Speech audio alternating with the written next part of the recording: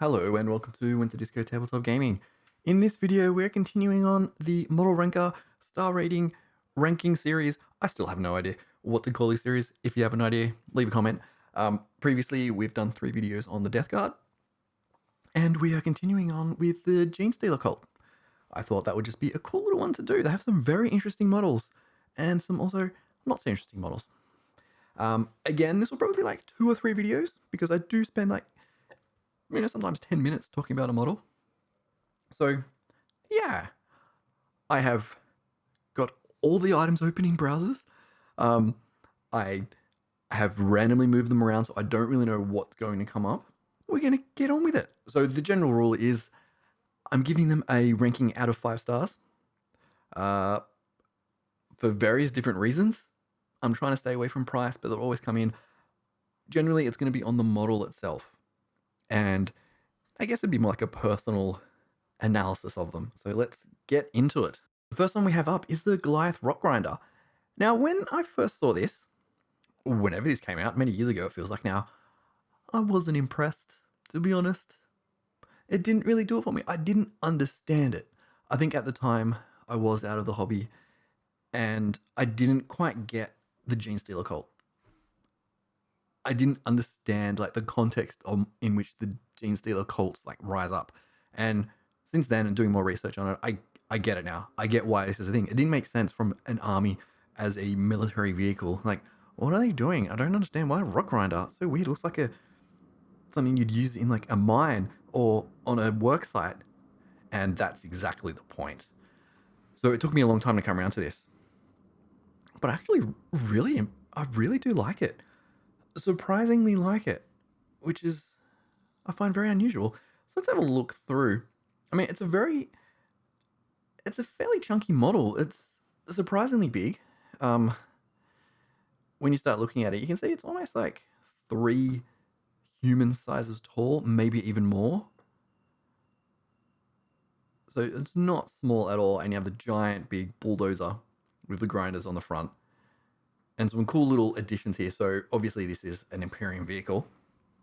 It's been sequestered or seconded, I can't think of the word really, by Genestealer cults. So you got like the Genestealer cults break markings on there and everything like that. So let's have a look at the 360. So this is the normal kind of perspective that you get. So just looking at the main image, like we'll go back to this one, you don't quite see the full structure. But when you get around here, you can see that it feels like these two are standing right next to each other in that kind of pose there, but it's actually not. It's much more spread out. There's a lot more going on there. You got like some metal shutters there. So it's actually surprisingly a fair bit of detail on there for essentially what's a tank. I do love how you've got, it's definitely more machine-based, more functional rather than like a weapon like you'd see from the Space Marine range. So you would have if we can get a better look at it here, if the images will load. Yeah, you have sort of like a control panel. This is not designed to be a weapon. This seems to be retrofitted in to have weapons in it. And maybe it would have had like the autocannon on the top, just in case, you never know what you're going to find when you're digging deep down on a hive planet. But you do have these extra weapons, and the weapons are pretty chunky. I really do like it. So you do have one variation there, and sort of a giant 4-barreled flamer. Oh, it looks very scary. But I love, particularly for the guns, I love the absolute chunkiness of it. That's huge. So even a Space Marine wouldn't be carrying that around. You might get it on the arm of a Dreadnought. Let's have some more angles. Again, you get the idea that this is a functional vehicle. This isn't designed for military use. It's been taken over for that purpose. Like you have the metal grating there. You've got different bits and pieces that are exposed that you wouldn't have on a military vehicle. So I like that. It definitely has a fair bit of narrative going on there, which is very nice. So have a look at a few more close-ups. Again, there we go. We've got a better shot of that panel there. Lots of little details. I love little panels like that. You've got some crates down there as well. That it just adds more and more character to the bottle itself. And then we have a nice better scenic image, which is very cool. So sprue wise, big chunky bits of the model, it's fine. It is what it is. It's a tank model is going to have big pieces to stick together, but then you have lots of extra little details. So it looks like you do maybe get different variations of the body, which is nice. A few different heads. I think it's like 5 different heads you can choose. 3 different fronts of the body. So you're going to get some extra bits in there, which is pretty cool. So what do we give this? Where do I think it sits? It's a real tough one because it, like I said before, it's taken me a long time to come around to this model. I'm still not 100% convinced. I still don't fully understand it. I can accept it and I understand the context of why it exists and why it is what it is. But to me, it's just a little strange. And I've always found this about the Genestealer Cult. It doesn't quite sit right when you compare it to all the other factions, which they're all the army-based factions. So you have Space Marines, the Imperial Guard, Eldar, Orcs. They're all a fighty. It's all about the military aspect. But the Genestealer Cult isn't. You have like the Blacks, which we'll see later, and a few other different bits and pieces. So it sits in a weird spot. But because of that, judging it on the model alone, I'm going to give it... I'm not going to do halves. I'm going to give it a 3. I think given more time, and if I actually had the kit and had spent some time with the kit, and I always find when I get one of the kits and I spend time with it, I usually have a much more better appreciation for it. I think over time, yes, I'll probably push it up to a 4. I don't think it's a 5. I think it doesn't really give me a 5 vibe. So yeah, I'm going to give that a 3. So moving on, we now have the Acolyte Hybrids. Again, like I said, these are all randomly chosen. Opened all the tabs and moved them around. Very cool looking models. They do have that unified look of the mining equipment and gear, but all these guys have like 3 arms. There's some very, very cool, interesting models in here. You very much get like the pose of a Genestealer and the head of a Genestealer in a way mixed in with some weird human DNA. Very off-putting and creepy because of the faces. Very, very strange. And with these models, you do get tons of different detail. I love the guy with the grenade, with the dynamite. I think that's really cool. So have a look at the leader. So he has 4 arms here. The head, I do wish the veins were part of the model. I know they're not. I know that's painted on. But, you know, they've taken the design of the suits, the mining suits, and just sort of, they haven't really pushed it too far, which I think makes sense. Also do love the red cloak as well. If you've watched any of my videos, and particularly the last Death Guard series, you'll know I love tattered cloaks. I love folds in the cloaks, and there's a lot that you can do with it. So, you know, it's always a cheeky bonus for that. We do have a weird weapon here, like a weird whip, which I don't quite understand, but that's fine. Yeah, kind of cool looking model. Let's get the dynamite boy. Look at those shades. Love it. Very 80s. I love it. Again, you've got like the Tyrannid kind of carapace over them. Tattered cloak, very nice. And dynamite, which is very cool. You know, nothing really crazy about the models. They're quite simple. Sort of basically all the same, but just like reposed a bit. This one's pretty cool. I like this one. I like all the tongues and the crazy eyes and the teeth and things like that. I do like with the Genestealer cults, particularly the hybrids, you can mix and match. Well, design-wise, they can be mixed and matched. Like, it doesn't necessarily have to have these kind of feet. They could have human feet. And I wonder if they do. No, they don't. I don't think they do. We'll have a look at these two. These ones have human feet. More human feet. And that's what I mean. You can have, you know, go really push the arms so they're really claw-like, covered in carapace, or not. And you can just have normal feet and normal legs. I think that's really cool. It gets a lot of variation into the unit there. And it looks like this kit itself has a ton of different variations. Okay, I've already seen those two, so I don't have to go back to those. Yeah, tons of different faces. I love the Rockgrinder. Like I said in the Goliath Rockgrinder part of the video, it took me a long time to get my head around why they have these kind of weapons and why particularly this guy has dynamite. You know, it doesn't, without understanding who they are, it doesn't make sense.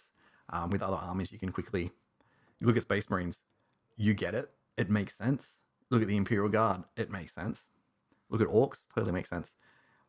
So this one is a little, the whole army itself is a little difficult to sort of figure out, but that's fine. So it actually comes with a bunch of sprues too. So you can look at all the heads here. Crazy amount of heads. Tons of different body parts, which is cool. Again, do we need this many heads? I don't know. But, you know, lots of variation that you can add in, which is always good for a kit. But we're not always looking at this from a kit perspective. I actually think the sprues are repeated in here. So that's the box. I'll actually look at some close-ups. So, a bunch of different heads. You do get the Mr. Cthulhu head, which is the best head. I would love to do an army of, or even just a single unit with just all those heads. I think that'd be awesome. Because I love H.P. Lovecraft and Cthulhu mythos. I think that's really cool. Yeah, so there is a lot of variation. Let's go back to the main image, because we've already been talking a bit too much about it. Oh, so ranking. And to be honest, I don't have any rankings written down. I'm pulling this out of my butt on the spot. So that's why I'm a little hesitant to do it. I want to say, I wish there was more, some more bodies or different poses of the bodies. They're all very much the same, like crouched down, hunched over. Yes, that's the nature of what they are, but I feel like that's sort of a detriment to the unit itself, because they're all the same. But then you do have all the different heads, different weapons. You can move them around and pose them slightly differently, but not too much. So what I'm going to do, I'm going to give this one a 4. Mostly for the guy at the front with the forearms, but really because it has a Cthulhu head and some really cool weapons. So we go back here. Like I think that's just a giant clamp that's just going to cut your arm off. And creepy heads like that. And, you know, mirror glasses. Very 80s, very nice. So yeah, we'll give that one a 4. I think it deserves a 4. I think, and you also do get some extra bits. So you do get like the standard and banner as well. So, you know, there's lots of different bits and pieces in here that you can use and keep for other things, like a guy with a pointing finger. So yeah, I'm going to go with 4. Let's get on to the next one. Next up, we have the Nexos, which is one of the new models. So not that long ago, when they didn't really do a new range, that whole bunch of new models that came out, this was one of them. And it's an interesting one. It's very much when you compare it to other armies, and I will continue to compare it to other armies because I think it's a valid point of perspective when it comes to the Genestealer Cults. The other armies don't really have units like this, which is a more strategy back of the battlefield command, who is strategizing and dealing out orders, which suits the kind of army that they are, because they are very guerrilla-like. They will jump out of the shadows and hide back in. So it's very much about planning. So this is a weird model when compared to other armies, but I think it's actually really cool. As we bring up the 3D version, I love how this battlefield thing is somewhat floating, like it's got a gravity pack or something. Big chunky cables. Just like with the ragged cloaks, which this guy has. So, you know, bonus already. I love bundled cables of different sizes, different colors, and things like that. I think that's really cool.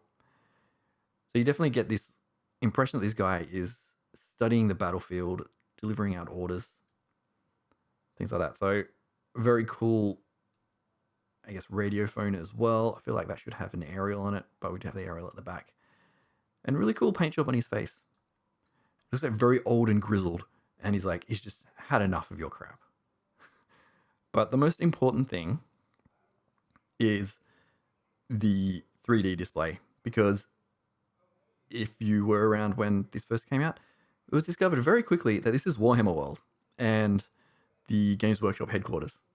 And I just love that little tiny, just, you know, They could have put any shape in there, but no, they decided to put Warhammer World and GWHQ. I think that's really, really cool. Just that little attention to detail. But also in the detail here of the little faders at different angles, different buttons. And on the backpack itself, you have all these different little buttons and dials and knobs and things like that. And again, on his head, he has like a little, I want to say that's an earring. I think it is a little earring. And he's got like all the bumps on his face too.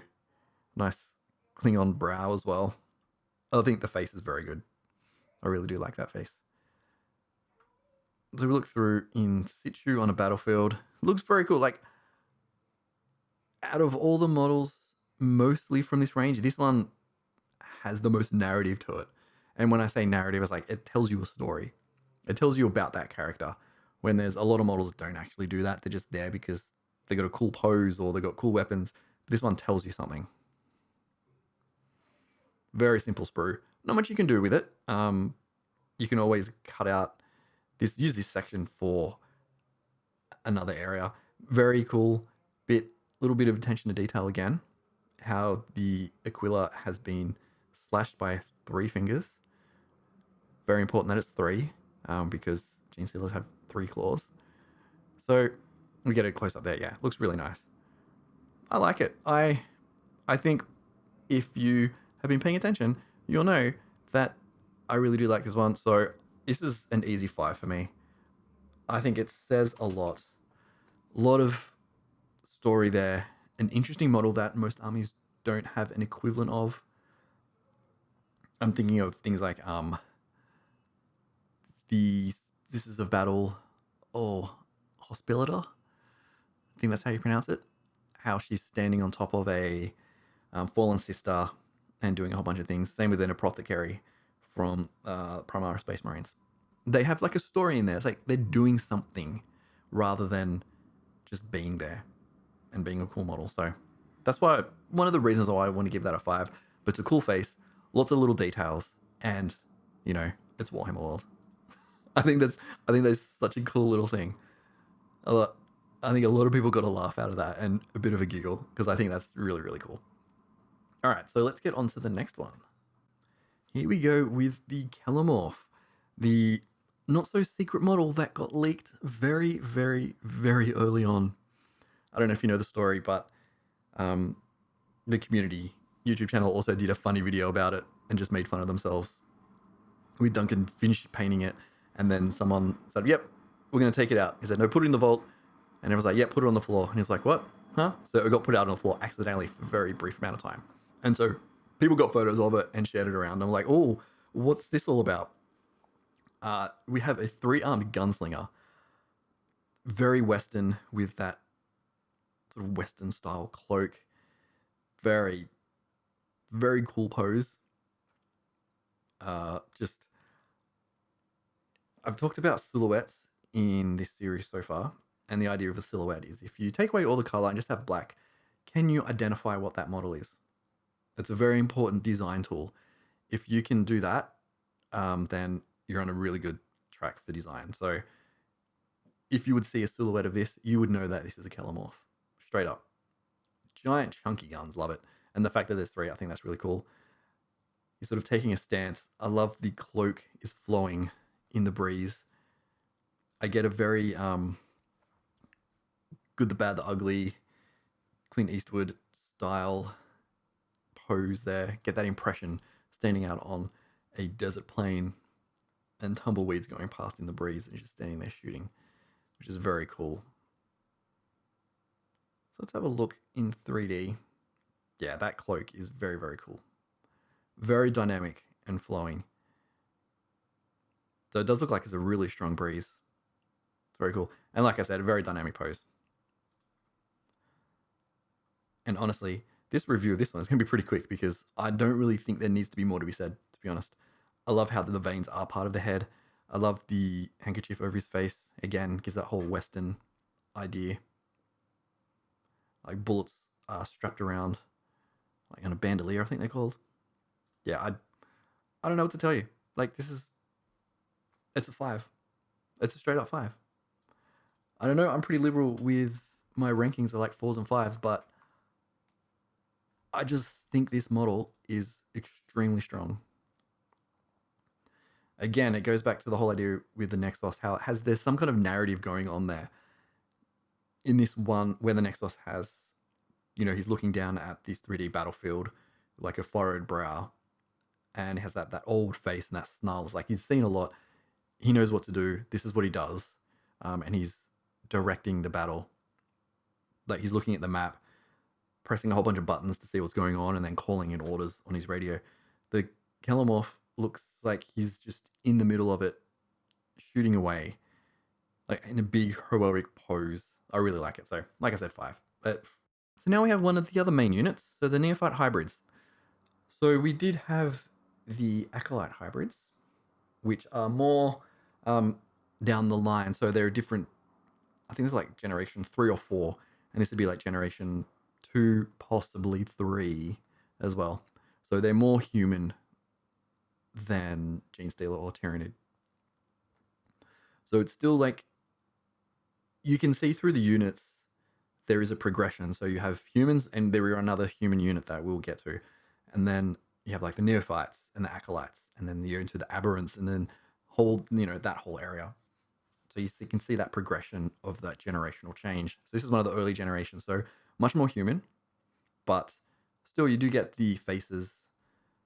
And that's the idea, that these guys are deep undercover, essentially. We'll call it, it's not really undercover, but they're integrated for the most part in human society. So they can infiltrate into that. Not all of these models, because a lot of them are starting to get hunched over. They're a bit more leaning towards the Genestealer DNA side. So they do have the more Genestealer elongated, long heads, and the hands are starting to get a bit more bony. But then some of them don't have that. Looks like the heavy weapon guys are more leaning towards that, like quite literally leaning more towards that next generation style.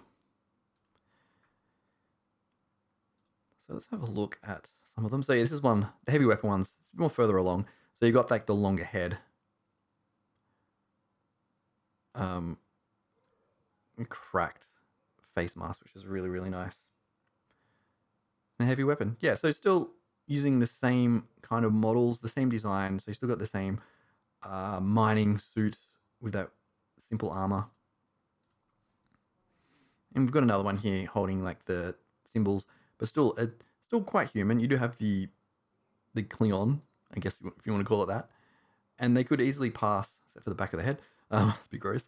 They could easily pass for human in the dark if you're just passing past very quickly. And then again, we got some more. And I really like the design of these mining suits. I think it's a really solid design and very utilitarian, very... Oh, I can't think of the word at the moment. It's right on the tip of my tongue. If I can think of it, I'll come back. And again, we've got some more here. So just showing a few different colors. I like it. Again, the models are all similar, but if you look through the sprues, there's a whole bunch of different weapons. You got like chainsaw, a power maul, possibly shotguns, different like auto guns, different bodies, and things like that. And I actually do have some of these models, so it's quite strange. Like, particularly for the backpacks, there's a lot of detail on there, which is very, very nice, and a ton of different heads, which we get. We can have a look here. So some a bit more progressed than others. It's a bit more down the generations. So I'm pretty sure it's like this is the second, third generation. Probably not much later than that. So they're all very weapons and items that have been acquired somehow through just taking bits and pieces here and there. It's a very nice unit.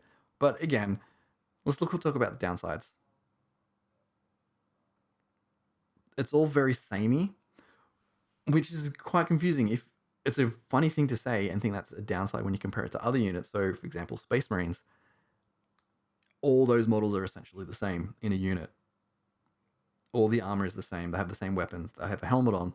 Even with the heads, it's all the same. They don't have extra bits and pieces. All of these have all those extra bits and pieces. So different Genestealer Cult symbols, slightly different poses, different tabards and cloaks and like things tied around their arm and different faces. So you do get that variation, but at the same time, I would want to see a little bit more variation in that there's a lot of scavenged material when it comes to mind when I think of Genestealer cults. So they've scavenged weapons from where they can, different bits and pieces. They're all wearing the same similar outfits. I would like to see some things a little bit different. You do have a little few variations in here. So one at the back, he has wrappings around his legs. This guy at the front has bits of metal plating. The others have little bits and things. So yes, I'm going to step back a bit and say, yeah, there are some variations. I'd like to see a little bit more. I would like to see a different style of the mining suit. They're all pretty similar. Yeah, you get variations in the little breathing hole or air hole exhaust or whatever it is, but overall, they're all pretty similar. So I would like to see a little bit of variation in that. And when you're looking at it compared to like the Acolyte Hybrids, which I gave a 4, I feel that it is still around that mark. So, but at the same time, I don't know. I just feel like this could be pushed a little bit more. I think with the Acolyte Hybrids, there were a bit more variation because you do have the different arms. Slightly different poses, although they're all pretty similar. Varying different heads and that kind of thing. So I'm going to give it a 3. And I feel like I haven't really justified my explanation enough for a 3. Because I feel like some of the things I'm saying about the Neophyte Hybrids was almost a positive for the Acolyte Hybrids and vice versa. So it doesn't matter. I'm doing this on the fly. This is sort of like an impression and things like that. And things that I feel are missing does have an impact, has a negative impact on the star rating. But we'll go with 3 for this. I think that's fine. I mean, I personally think 3.5 would be better, but I'm trying not to do halves. I just want to do full numbers. So that's where we'll leave this episode of the Genestealer Cult review model ranker star rating thing. I've got to come up with a name for this at some stage. And it'll just become an ongoing joke. I don't even know what this series is called. So overall, you know, we're sort of aiming pretty high. Goliath Rockgrinder got a 3. Acolyte Hybrids got a 4. A couple of 5s and another 3. So, you know, it's high, but also varied. We start to get into some more interesting other models as well. I've had a quick look through to see what's coming up. So there we go. Tell me what you think below. Do you think the Nexos and the Calimorph deserve a 5? I definitely think the Calimorph does. The Nexos, I could see a 4. I could probably 4.5, maybe. Let me know. Let's argue about it in the comments and tell me what you think. So that's it. So if you're not subscribed, definitely subscribe because there's going to be about 3 or 4 videos in this range, and then we're going to go into the next faction. And let me know in the comments what faction you want to see from any range of Games Workshop. I think that'd be pretty cool to look into, like Age of Sigmar and Necromunda and Warcry and Underworlds and all of that stuff. So that's it. Thanks for watching, and I will see you in the next video.